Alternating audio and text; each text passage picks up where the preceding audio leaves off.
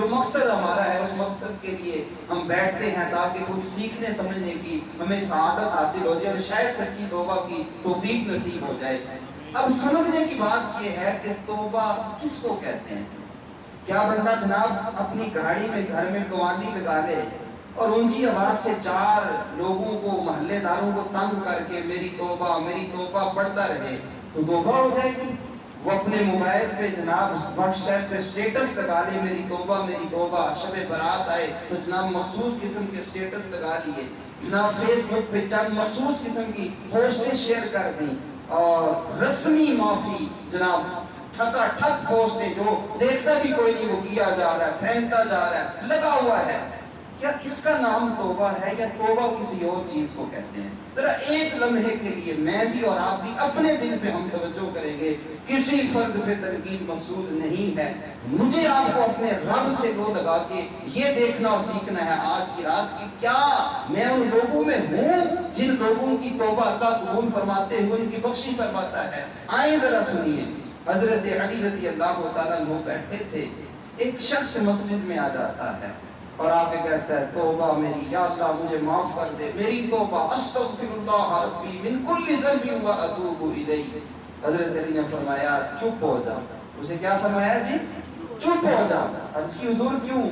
فرمایا جھوٹوں والی توبہ نہ کر، جھوٹوں والی توبہ نہ کر۔ یہ اس شخص کے لیے ایک پیغام ہے کہ جو بس صرف زبان سے توبہ توبہ استغفر اللہ یا اللہ معاف کر دے، یہ غلط نہیں ہے، لیکن اس کی شرطیں دیکھیے گا کہ اصل توبہ کیا ہوتی ہے۔ فرمایا جھوٹوں والی توبہ نہ کر، توبہ کرنی ہے تو دل سے توبہ کر۔ اس نے عرض کیا حضور مجھے بتائیے توبہ کیا ہے؟ پھر میں تو توبہ کر رہا ہوں نا، آپ مجھے بتا دیجئے توبہ کیا ہے۔ حضرت علی رضی اللہ عنہ نے فرمایا جب تمہیں توبہ کرنی ہے تو 6 شرطیں ہیں۔ کتنی شرطیں ہیں جی؟ 6 شرطیں ہیں۔ یہ 6 شرطیں ہوں گی تو تیری توبہ اللہ کی بارگاہ میں قبول ہوگی۔ اس نے عرض کی حضور کون سی؟ فرمایا پہلی شرط یہ ہے حقیقت توبتی الندم، پہلی شرط یہ ہے کہ تجھے گناہ پر ندامت ہو۔ کیا ہو جی؟ ندامت، گناہ پر ندامت ہو، تو روئے، بے چین ہو جائے کہ میں نے یہ گناہ کیا ہے، تیری روح کا قرار اٹھ جائے۔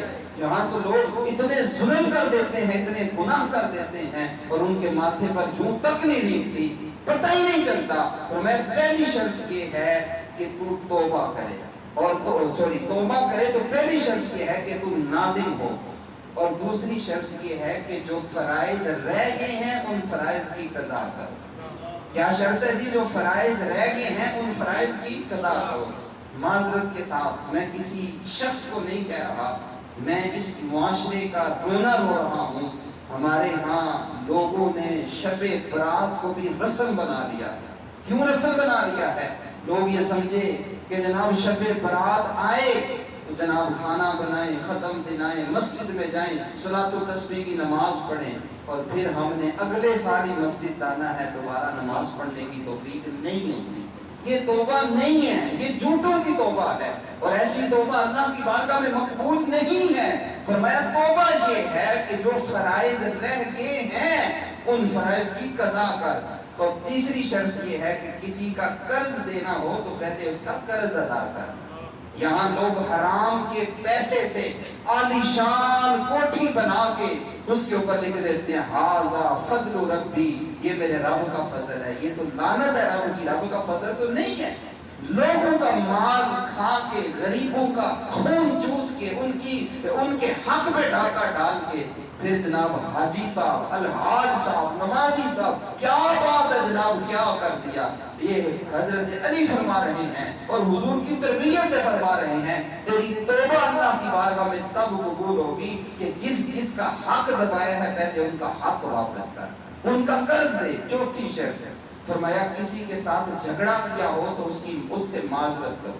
بھائی اگر میری طرف سے کسی کے ساتھ زیادتی ہے تو میرے اوپر واجب ہے کہ میں اس سے معافی تلافی کروں، اسے اپنا حق معاف کرواؤں۔ تو ایک قرض والی بات اور چوتھی بات فرمایا جھگڑا کیا ہو تو اس سے معذرت کرے۔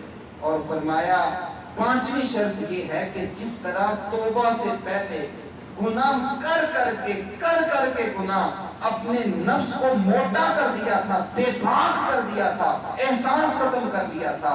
अब तौबा के बाद अपने नफ्स का मुहासबा इबादत के जरिए रब को राज़ी करने के जरिए इस तरह करे कि अब तेरा नफ्स कमजोर हो जाए। फरमाया ये पांचवी शर्त है।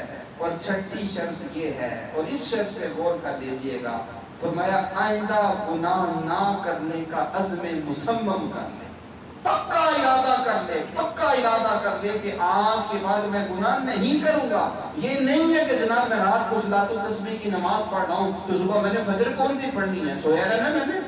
आज मैं जनाब तौबा कर रहा हूँ, रो रहा हूँ, गिड़गिड़ा रहा हूँ, अल्लाह की बारगाह में अर्ज कर रहा हूँ, मुझे पता है कल से मैंने नमाज कोई नहीं पढ़नी, कल से मैंने झूठ कोई नहीं छोड़ना, मुझे पता है कि कल मैंने फिर वही हराम खोरी करनी है जो मैं करता हूँ, मुझे पता है मैंने कल अपने मोबाइल में जो गंद भरा हुआ है, जो गंदी और फुहश चीजें रखी हैं, मैंने फिर वही देखनी है। मैंने फिर चौराहों पे, चौकों पे खड़े होकर, मैंने अवामी जगहों पे खड़े होकर वही गंदी हवस भरी निगाहों से करना है जो मैं कर रहा हूँ। तो फिर ये तौबा नहीं है। फरमाया तौबा ये है, छठी शर्त ये है कि तू अज़्म मुसम्मम कर ले कि मैं आज के बाद कभी अपने रब की नाफरमानी नहीं करूंगा। अगर ये तेरे दिल में एहसास है, ये तेरे दिल में शर्त है, तो फिर तू जान ले कि तेरी तौबा सच्चे शख्स की तौबा है। और अगर ये एहसास तेरे दिल में नहीं है तो फिर ये रस्म है, फिर ये रवाज है, और फिर ये सिर्फ तेरे नफ्स के साथ एक दिल लगी है जो तू कर रहा है। असल तौबा ये है कि ये चीजें तेरे अंदर पाई हैं। और हुजूर ने पता क्या फरमाया, कुरान मजीद की आयत है ना, या अय्युहल्लज़ीना आमनू तूबू इलल्लाहि तौबतन नसूहा, ऐ ईमान वालों अपने रब से तौबा नसूहा करो, सच्ची तौबा करो। अर्ज की गई हुजूर फिर तौबा किसको कहते हैं? ये जो तौबतन नसूहा फरमाया गया, जो सच्ची तौबा कहा गया, ये किसको कहा गया है? हुजूर इरशाद फरमाइए तो आका करीम सल्लल्लाहु अलैहि वसल्लम ने फरमाया तौबतन नसूहा ये है ऐ यंदिबल अब्दु अला ज़न्बि अल्लज़ी असाबहु फयस्तग़फिरु इलल्लाहि तआला सुम्मा ला यऊदु इलैहि कमा ला यऊदु लबरु इला दर'i। फरमाया तौबा असल ये है कि बंदा अल्लाह से माफी मांगे, अल्लाह से इस्तिग़फार करे, और ऐसे इस्तिग़फार करे कि जिस तरह गाय भैंस के थनों से दूध ढोले ना तो वो दूध वापस नहीं जा सकता, तो मैं इसी तरह बंदा तौबा करे कि जैसे दूध वापस नहीं जा सकता, ये भी दोबारा गुनाह नहीं कर सकता। इसको तौबा कहते हैं। ये हुजूर अलैहिस्सलातु वस्सलाम ने इरशाद फरमाया। और यकीन जानिए जब ऐसी तौबा वाकई होती है ना तो आपको पता है 20 मरतबा मैंने खुद बात बयान की, आप बचपन में सुन रहे हैं, वो बनी इस्राइल का शख्स जिसने एक नहीं 100 कत्ल किए थे, सच्ची तौबा के इरादे से चला था ना, जब 100 कत्ल करने के बाद 100 कत्ल करने के बाद वो अल्लाह की बारगाह में जाता है रुजू करने के लिए और तौबा करने के लिए, रास्ते में मौत आ जाती है तो जब फरिश्तों में इख्तलाफ हो जाता है रहमत और अजाब के फरिश्तों में, तो वो रहमत वाले फरिश्ते उसे जन्नत में क्यों ले जाते हैं? अल्लाह ताला फरमाता है बेशक इसने 100 कत्ल किए थे लेकिन सच्ची तौबा के इरादे से चला, सच्ची तौबा के, काश मैं और आप वाकई वो तौबा करने वाले बन जाएं जो तौबा मतलूब है, रस्म और रवाज खत्म हो जाए तो फिर अल्लाह ताला की रहमत से कुछ बईद नहीं है, वो सब कुछ अता फरमाता है। लेकिन शर्त असल यही है कि तौबा वो वाली हो जो तौबा मतलूब है। एक बूढ़ा हाजी था, 70 साल से हज कर रहा था। कितने साल से जी? कि जो पीछे बैठे बोलिएगा, कितने साल से?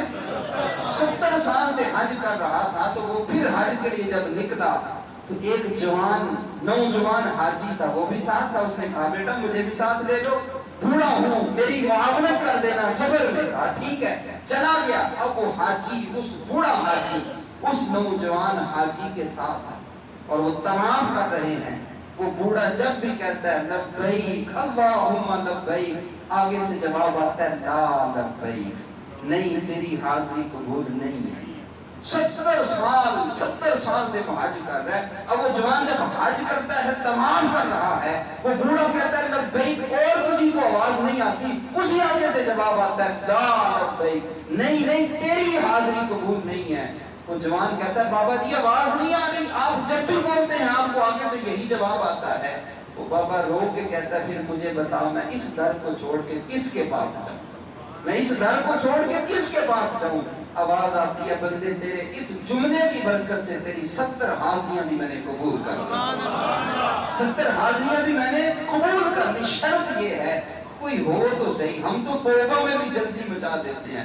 یار حضرت ابراہیم علیہ السلام وہ نبی جن کو رب اپنا خلیل فرماتا ہے، وہ کعبہ اللہ کو تعمیر کرنے کے بعد انہوں نے جو دعا مانگی تھی نا حضور کے بارے میں، اے اللہ میری نسل میں وہ نبی بھیج دے جس کی خاطر تو نے مجھے بھیجا ہے، جس کی خاطر ساری کائنات کو بنایا ہے۔ اس دعا کو قبول ہوتے 2800 سال لگ گئے، 2800 سال لگ گئے اس دعا کو قبول ہوتے۔ اور ہم یہ کہتے ہیں کہ ادھر دعا مانگی باہر نکلے تو دعا بھی قبول ہو، یہاں تو 70 سال اس کی بارگاہ میں آہو گریہ زاری کرنی پڑتی ہے۔ میں اور آپ کس کھیت کی مولی ہیں؟ حضرت آدم علیہ السلام کو جب اللہ تعالیٰ نے جنت سے نکالا زمین پر آئے تو کتنے 100 سال تک صرف اس گناہ پہ روتے رہے کہ مالک وہ مجھ سے جو اجتہادی خطا ہو گئی میں اس پہ تیری بارگاہ میں نادم ہوں۔ ہم تو یہ کہتے ہیں کہ ادھر ہم ہاتھ منہ پہ پھیرے نا تو ہماری دعا قبول ہو جائے، حالانکہ ہمارے عمل کیا ہے وہ مجھے بھی پتا ہے، آپ کو بھی پتا ہے، ہر انسان کو اپنی زندگی کا پتا ہے۔ تو یہ توبہ ہوتی ہے۔ اور پھر میں نے پہلے عرض کر دیا حضرت علی کا فرمان پیش نظر رکھیے گا کہ توبہ ہوتی کیا ہے۔ جب وہ توبہ بندہ کرتا ہے تو پھر اسے ملتا کیا ہے۔ حضور علیہ السلام ایک دن بیٹھے تھے، آپ نے صحابہ سے فرمایا صحابہ ایک بات تو بتاؤ۔ جی یا رسول اللہ فرمائیے۔ سرکار نے ارشاد فرمایا کہ صحابہ ایک بندہ سفر کر رہا ہے، پرانے زمانے میں جب اونٹوں پہ خچروں پہ گدھوں پہ بیٹھ کے سفر ہوتے تھے، فرمایا ایک شخص سفر کر رہا ہے اور سفر کرتے کرتے جب اونٹ پہ وہ ایک جگہ تھکتا ہے وہاں بیٹھتا ہے، ٹیک لگا کے اسے نیند آ جاتی ہے۔ اب وہ بیابان ہے، جنگل ہے اور کوئی وہاں ہے بھی نہیں، وہ اکیلا ہے، نیند آ جاتی ہے۔ جب اس کی آنکھ کھلی اور آنکھ کھلنے کے بعد اس نے دیکھا سواری جا چکی ہے، اونٹ موجود نہیں ہے، اسی پہ توشہ دسترخوان، یہ کھانا تھا وہ جس میں ٹفن جسے آپ کہتے ہیں توشہ دان کہا جاتا ہے، اس میں کھانا تھا، پانی بھی اسی کے اوپر تھا۔ اب وہ موت کا انتظار کرنے لگتا ہے کہ بس نہ تو مجھے رستے کا پتہ، نہ پانی ہے نہ کھانا ہے، بس میں نے مر جانا ہے۔ فرمایا حضور نے صحابہ اچانک اس نے دیکھا کہ ایک طرف سے اس کا اونٹ آتا ہے، اس کے اوپر کھانا بھی لدا ہے، پانی بھی موجود ہے۔ تو صحابہ بتاؤ اسے کتنی خوشی ہوگی، بتاؤ اسے کتنی، عرض کی حضور بڑی خوشی ہوگی۔ فرمایا اسے اتنی خوشی ہوئی کہ وہ اپنے لفظ بھی بھول گیا۔